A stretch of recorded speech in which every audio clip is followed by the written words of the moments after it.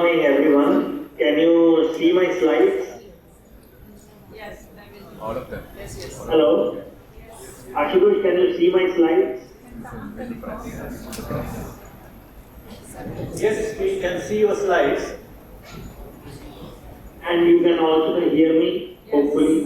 Yes, we can hear you very well. Great. Alright, thank you. So, should I start? Yeah, please, sir.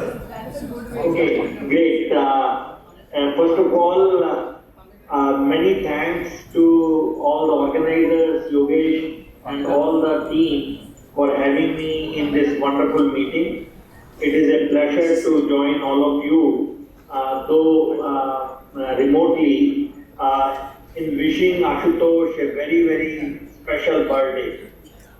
We all celebrate his success in science, technology, innovation, along with him being a very creative artist and a wonderful human being with a wonderful sense of humor. So Ashutosh also exemplifies that life need not be binary. It can be, you can be a very good scientist and innovator along with being a very good human being. So this is wonderful to have Ashutosh among us.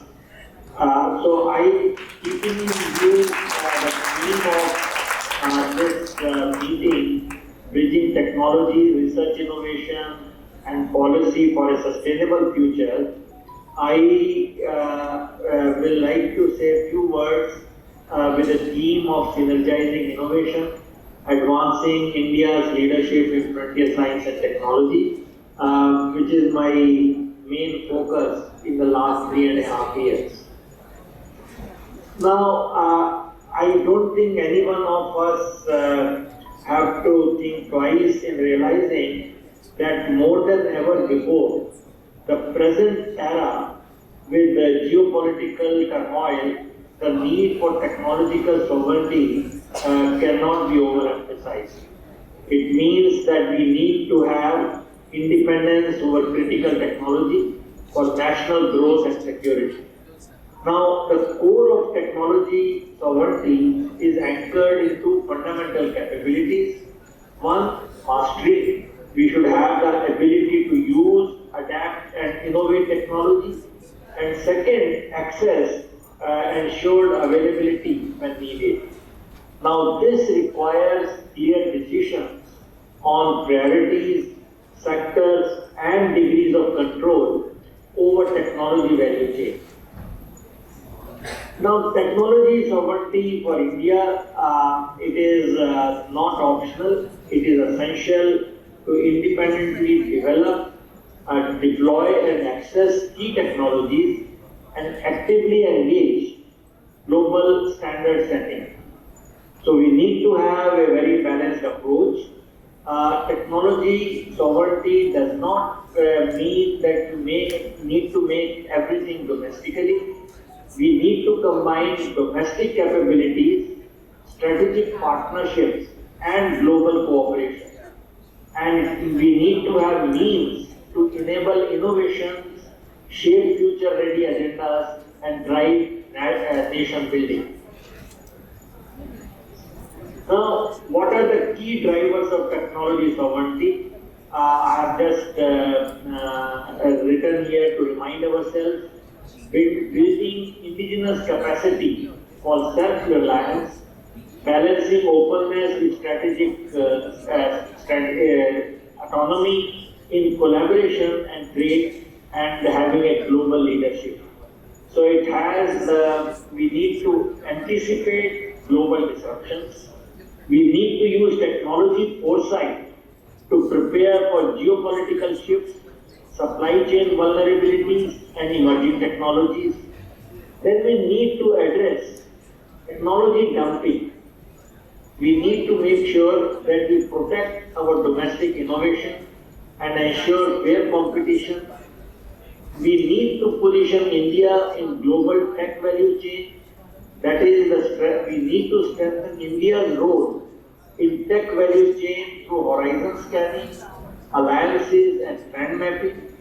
And also we need to enhance India's position in global IP discussions and promoting effective cross-border IP protection.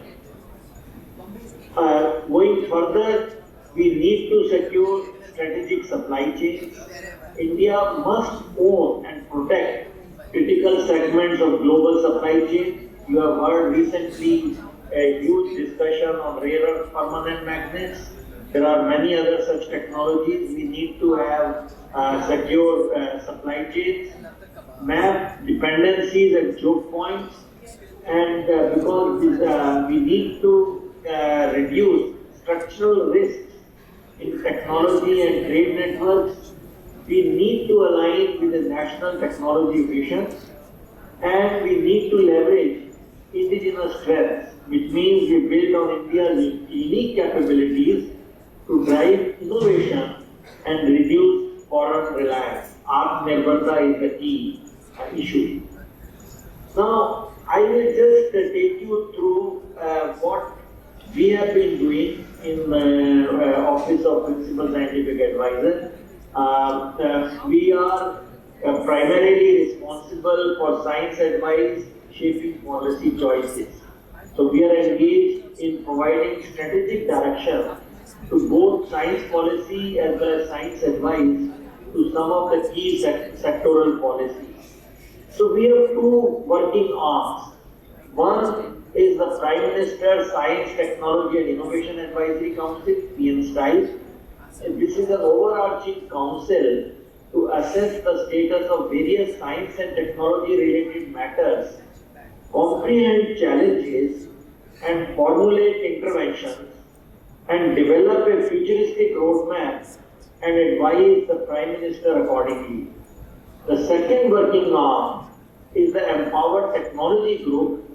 It was constituted to proactively lay down, coordinate and oversee national level policies which relate to procurement and induction of technologies, R&D in technologies that require large outlays in resources, both financial and human, and render sound and timely advice for government's R&D and technology development programs. Now, here is an impartial list of what technologies we need for technological sovereignty. There are many of them. I have indicated a few major ones, starting from defense, aero and space technologies, quantum technologies, advanced communication technologies like 5G, 6G, Open RAN, digital transformation technologies, artificial intelligence, blockchain and cyber security, clean energy transitions, and biomanufacturing, biosecurity and One Health. These are some of the things which need a convergence for technological sovereignty. Now, I just wanted to give you some examples of how PM STIPE has contributed in the last 7 years. We have many missions which have been launched, which are, some of them are written here. For example, the Deep Ocean mission, which is governed by Ministry of Earth Sciences, Artificial Intelligence, which is MIGHTY, Semiconductor mission, MIGHTY, National Green Hydrogen mission, MNRE, and Natural Language Translation mission, which was started almost 6 years back, MIGHTY, and more recent missions, which some of you are involved, is the National Mission on Quantum Technologies and Applications. This is by DST. One Health mission, which looks at human health, animal health, and wildlife by ICMR. And as of yesterday, we had a PM STIPE meeting, and the latest one to be considered, which is in the pipeline, is the National Plant Health Mission by Department of Agriculture and Research. So I have written again some more missions which are being discussed. cell and gene therapy, very essential, and CCUS, carbon capture and utilization storage, and national livelihood mission. So this is just to give you a feel how Office of PSA has been contributing in this ecosystem of STI. Now, I will not go into these missions because many of you are also connected to some of these in various ways. So I just thought I'll mention what are the issues which we need to strengthen as we go along. So the first thing which is on everyone's agenda is to look at gross R&D expenditure as percentage of GDP. It is hovering around 0.65 to 7%, 0.7%. And the second thing, which is of great concern, is the full-time R&D personnel per million population. India has 262 of them. Now the graph shows you that if you look at, there is a very nice correlation between R&D expenditure as percentage of GDP and researchers per million population. India is 262 researchers, full-time equivalent per million population, and we are at 0.7% of GERD.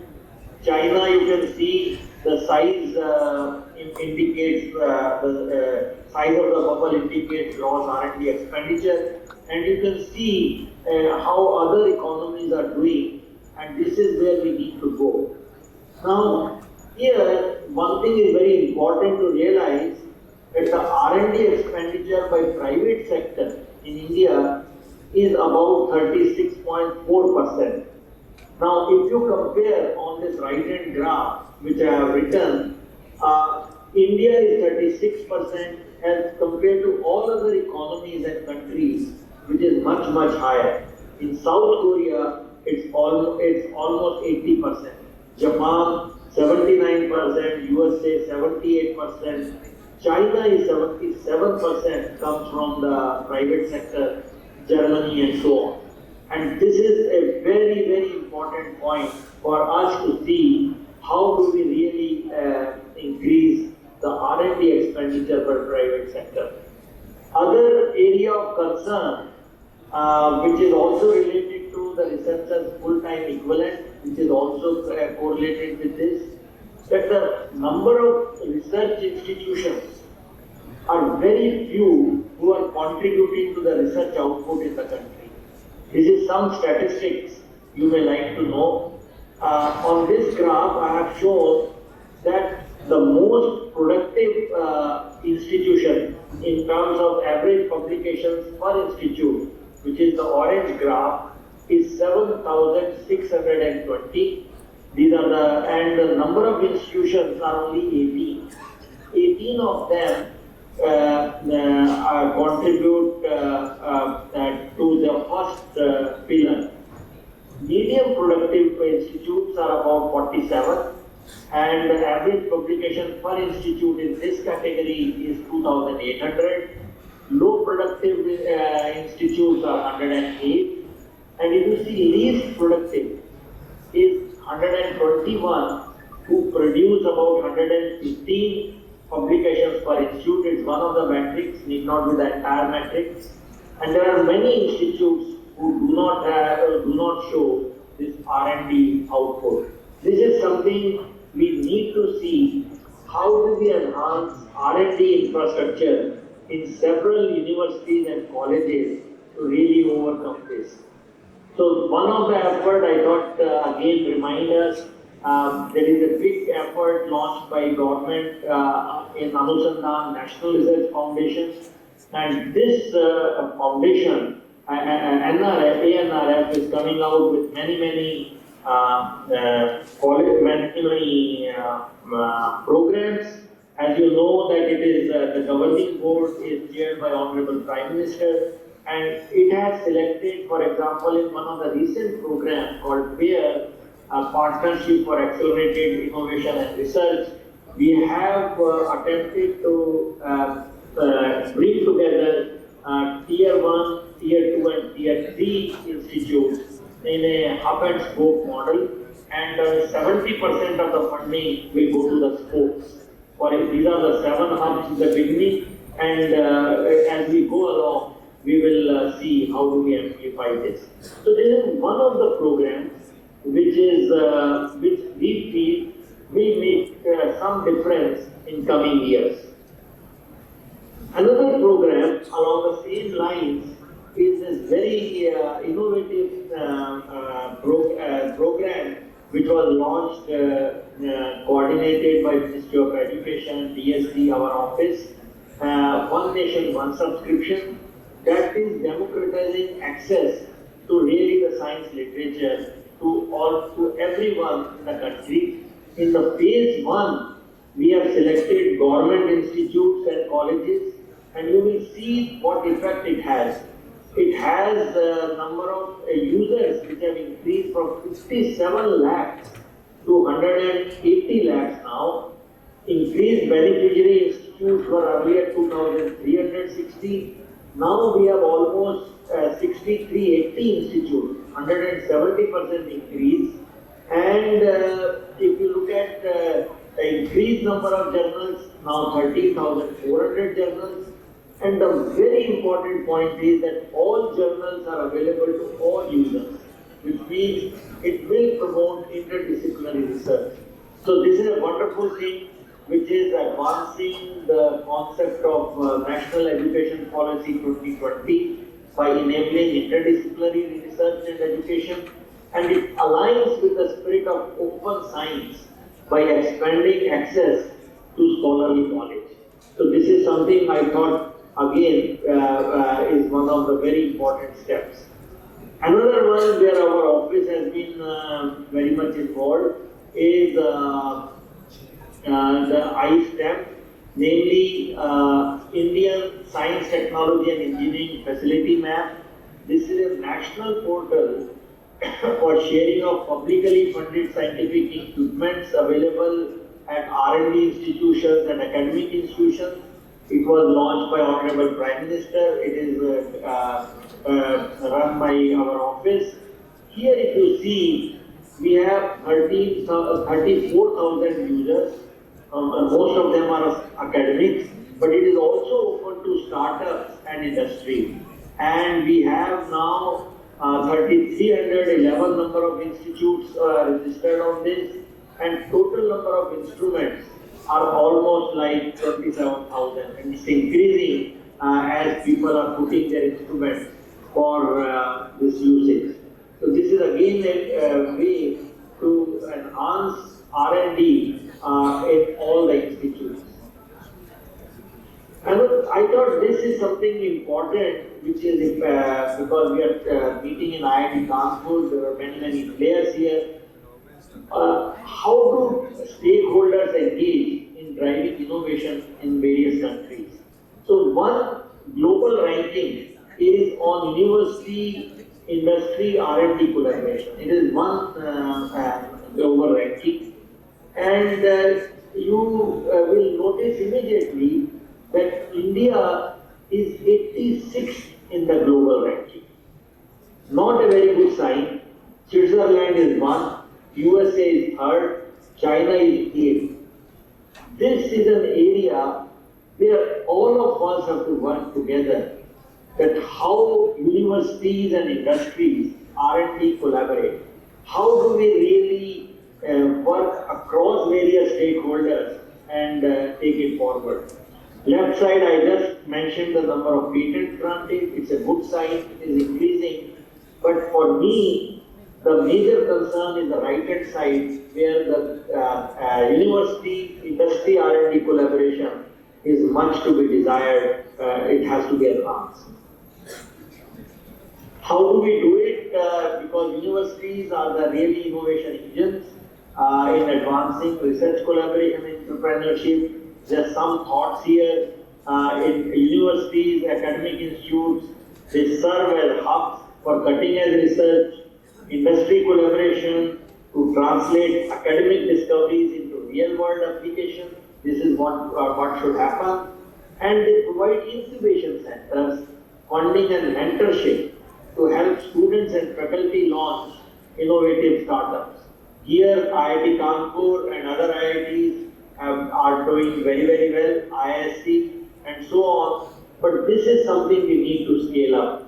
So we need to see on talent development and skill building and technology transfer by facilitating patents, licensing, and commercialization of research.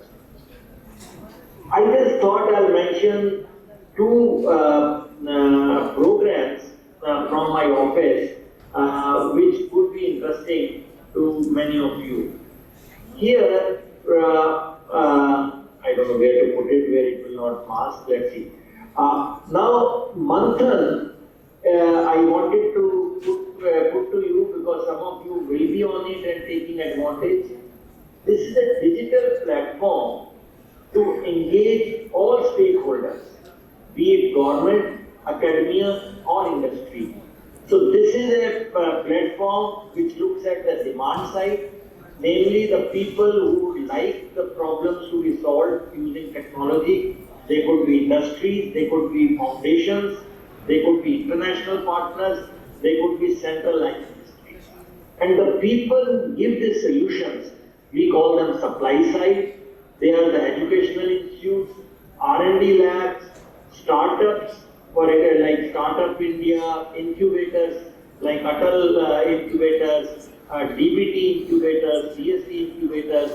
And this program was launched not long back on 15 August 2022. And you will be very happy to see that in the last 3 years and few months, we have really 800 opportunities have been outsourced, which include 190 opportunities from government. So they have put their problem statements on this Manthan, and 382 successful collaborations have been completed. This is like 3-month-old data. This is changing every week. 964 startups have been supported, and 262 institutes have been supported by this funding. Most of it is private funding. 17 centers of excellence have been opened by private industries, and budget opportunities which have already crossed hands, which are finalized, is 8,286 crores.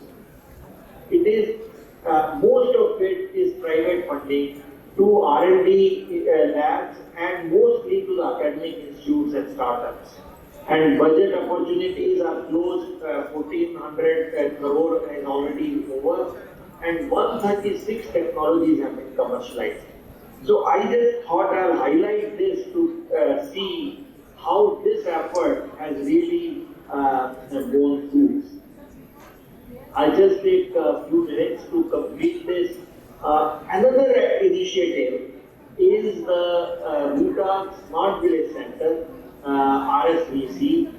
This is a rural technology adaptation, employment and entrepreneurship model. It was conceptualized about a year back by our office, established as a self-sustaining technology hubs in villages to really engage, to bridge the gap between rural needs and innovative solutions. This is something I thought many of you might be excited to know. What we do is we have many RSVC. One RSVC, for example, I have shown schematically. It will be set in one village, with the center head being village women, Lakpati Didi or ex-servicemen, and it will be connecting to local NGO partners, administrators, DC, BDO, village pradhan, and there will be about 25 villages which will be connected with it. Now, this is a physical center of about maybe 1,500 square feet with various technologies put in. Already we have now 35 centers open. All of it is not with government funding, but from our partners, from the CSR funding, from the philanthropists, and in some case recently some state governments. So, for example, what will they do? Now, here a bit busy slide, but I'll just tell you they are doing. It's a wonderful program. Very excited to see in the last 1 year how it is making a huge difference. So one of the vertical is that we want these centers to be self-sustainable after about 1 or 2 years.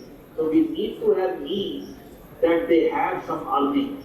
So here they provide the agriculture services, waste management services, which is payable in a very, very nominal cost to villagers.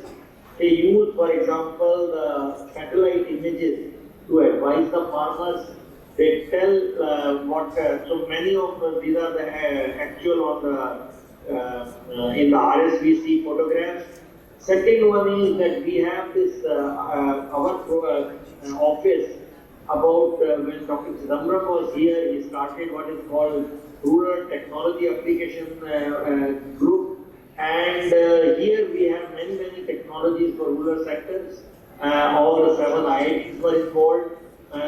This is still going on phase 2, very innovative developments, and those technologies are displayed in these centers. For example, we have many technologies like the way to store the agriculture produce, like vegetables, without electricity, which can be there for 30 days.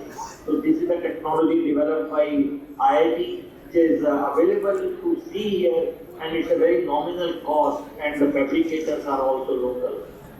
Another example where IIT Kanpur has played a very major role under RUTA, they developed what is called LCP organic fertilizer, which means they have the right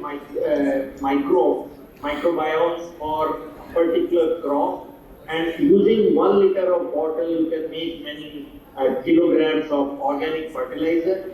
This is what villagers produce, that is what is shown in the picture, and then they sell at a very nominal cost to villagers. So this is the organic farming which is being encouraged, and it is hugely successful and people are adopting. Then we have renewable energy, solar systems or portable systems which are shown here. Then we have tech education under this. Then we have affordable housing which we do. And then under this waste management, water and sanitation technology, WASH technologies have been developed. And next, ISC Financial Inclusion Act. Then we have research of Tier 2 and 3 college capacity building under this.